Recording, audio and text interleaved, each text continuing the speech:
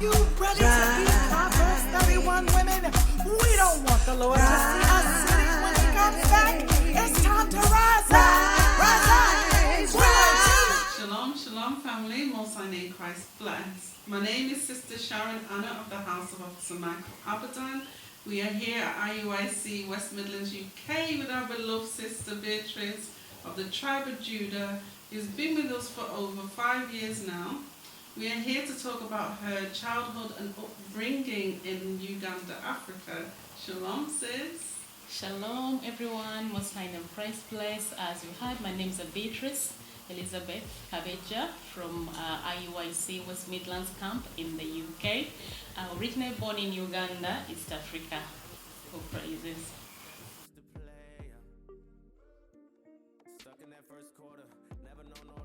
Right. Funny, I wanted to be a nun because of the Catholic background, only because I thought that's the only way, women could serve the Lord. And I also wanted to be a gynecologist, a doctor, because I love babies and family, women. It's kind of my thing. Yeah. Oh, praises, oh, praises.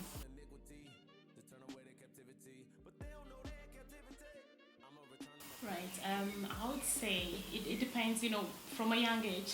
As a young girl, you're taught how to be a girl in the household, mainly measuring on the manners of a girl, how you carry yourself, what is considered as acceptable in your society and not acceptable. You're also taught mainly cooking skills. A girl who didn't have cooking skills was kind of laughed at in the community. You're also taught things like keepers of house, being a housekeeper, being able to make the house nice and tidy. I remember actually my mother always telling me my brothers would be messy and mess up the place. And first thing mom comes home, oh, why is the house like this, Beatrice? And I was, well, it wasn't me. She says, but you are the girl. So I had that so many times, and in a way it didn't make sense to me then, looked a bit unfair, but as a grown woman now, it perfectly makes sense. Yeah, among many things. Yeah, all praises. That's in a nutshell.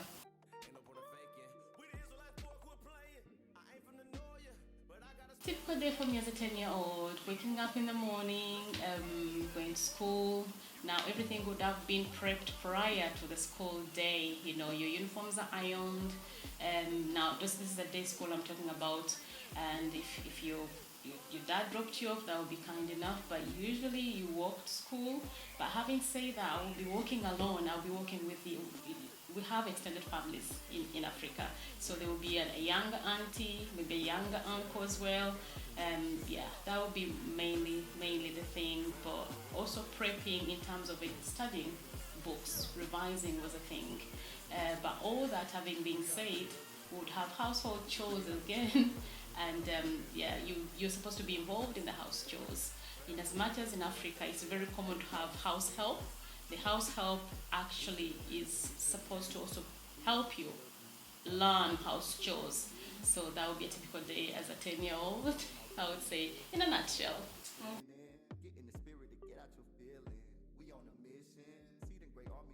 Entertainment-wise, quite a lot of things. What we must understand is that we have bigger gardens, so most of the entertainment was outdoor.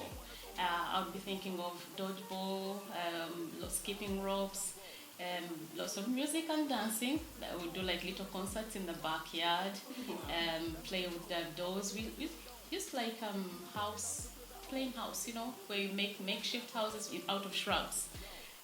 Dolls. That was quite a lot, but my favorite was the story time in the evening by the barbecue stove. That was very entertaining. The aunties would bring out all these stories about things and our forefathers and all this. I actually remember most of them right now. So yeah, in a nutshell. Then you have your pagan worships, from the religious setting. That would be like once in a while, the so-called Christmases and things like that.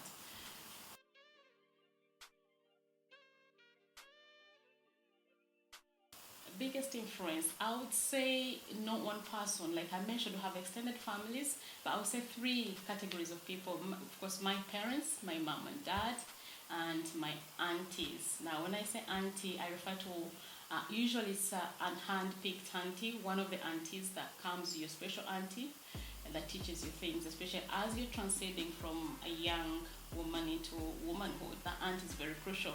But going back to a younger age, 10-year-old, I would say my dad's role was really mega in terms of things like security, feeling secure as a young girl growing up, which I carried through later on when I went to boarding school as a teenager, because the way my dad was with us, it made you really feel that it would be a bad thing to disappoint and bring a bad name to the household of your father. It's something you wouldn't do. So even when I was in boarding school, that would make sure that I don't do something that would bring disgrace to my dad. Then my mom was more into the woman things, the cooking things, how a girl should speak, the do's and don'ts, of a woman. So that was mom. But like I mentioned, as you go older, as a young woman, like going to womanhood, the auntie came in, because the idea was that you discuss things with your auntie that would speak with your parents.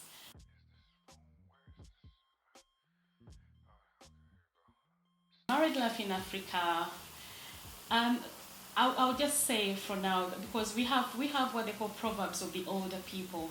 There are things said, or I wouldn't say made up stories, some are made up stories, but to help us, in things. Now, going back to marriage, it's about the submission with reference to the woman. You're supposed to be submissive to your husband. Now, before the marriage, the families of the boy and the girl prove each other. So you just ideally, now having said all this, a lot of Western influences come in. So after the proving process, your parents have proved, the boy's parents have proved each other. So in a way, they know each other, so they allow the marriage. But it's coming back to the fact that the man is the head of the home. And that's something which is not disputed. It's common knowledge growing up, knowing dad or a father in the household is the head of a home, and then the mother, and then the children follow. So that's basically what it's all about. Oh, praises.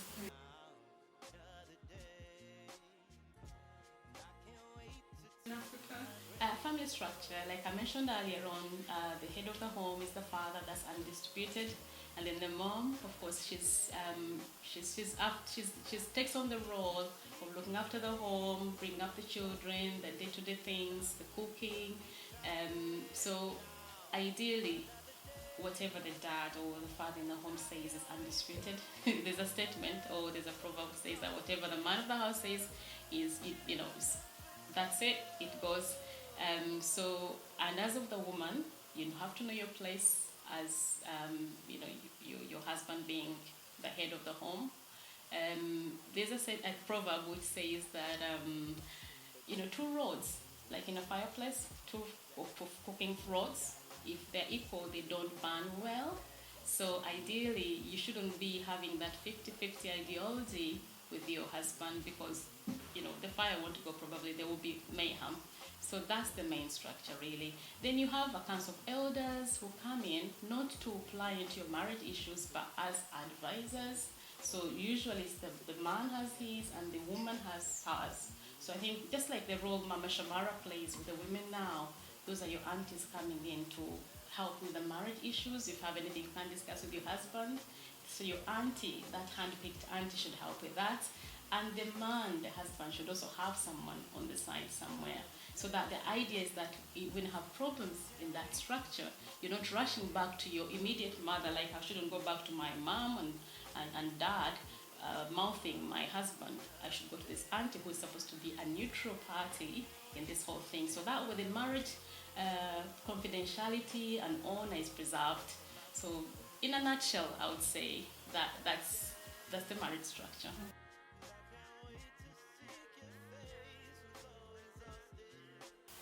My main mindset was, for me, Christianity. Yeah, because I was brought up in a religious setting, and preempting that, getting deprogrammed was the hardest, really, because I remember when I just woke up, I would just realize that actually whatever I thought I knew nothing completely. So that was the hardest, just being able to preempt myself and start afresh like a newborn baby. Oh, praise! I'm still working on it. Oh, praises.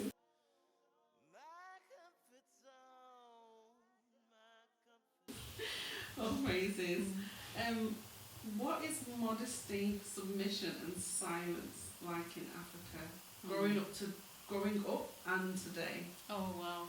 Oh, well, all the things kind of marry to each other. So now silence. When I think of silence, growing up in Africa, it's not only the voice. It's the way we carry ourselves as young girls. The way we are taught.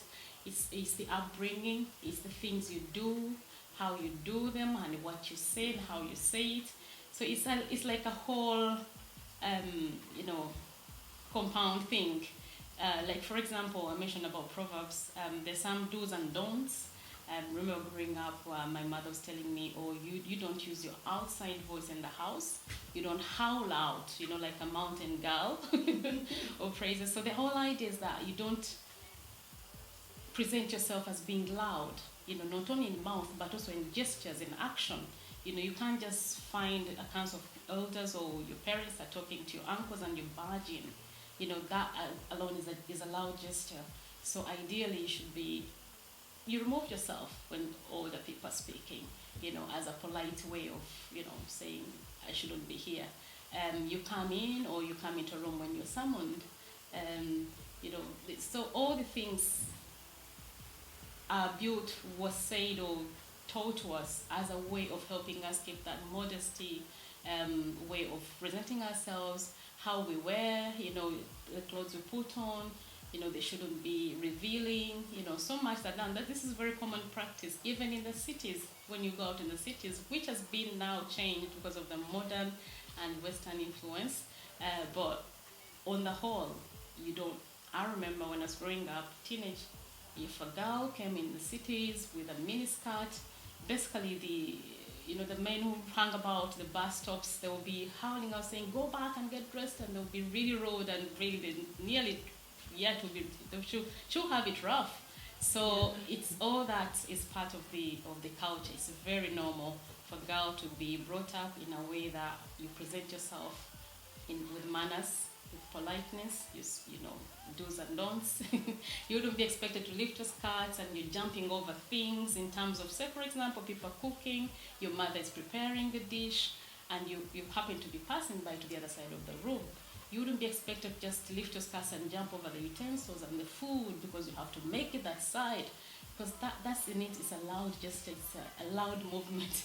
You're supposed to be excusing yourself and being late to pass. So there's a lot that goes on in that. So it's a daily thing that you're told the things, and eventually they come up as you're older. The memory comes up, and it all makes sense.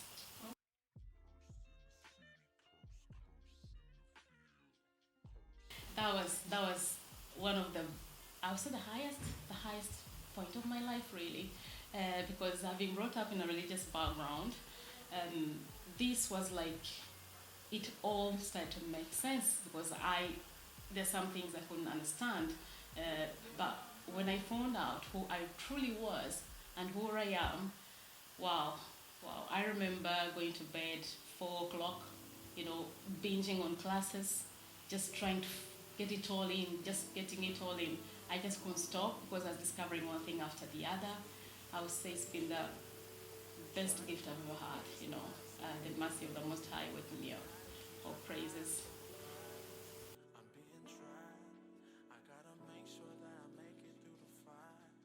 Yeah, when it comes to tribes, I would say I knew more about Judah because obviously I'm from the tribe of Judah. And we have in Africa, in Uganda, we have totems for every tribe. And my totem was a lion, and everything so centered about the lion being the ruling clan. And so it made sense. And then I knew a little bit about Benjamin, because if you come to Uganda, honestly, the music is, most of it is Benji sounding. That's right. Yeah, or praises. Now, I had no clue about Northern Kingdom. Now, these are things which I used to say, I used to wonder why they have our food, the things they do cook, and some mannerisms and things, they're like our people. Then I'll brush it in the back of my mind. But then it made sense knowing that Northern Kingdom, all the tribes there is of Northern Kingdom are Israel. So yeah, I didn't know nothing about Northern Kingdom.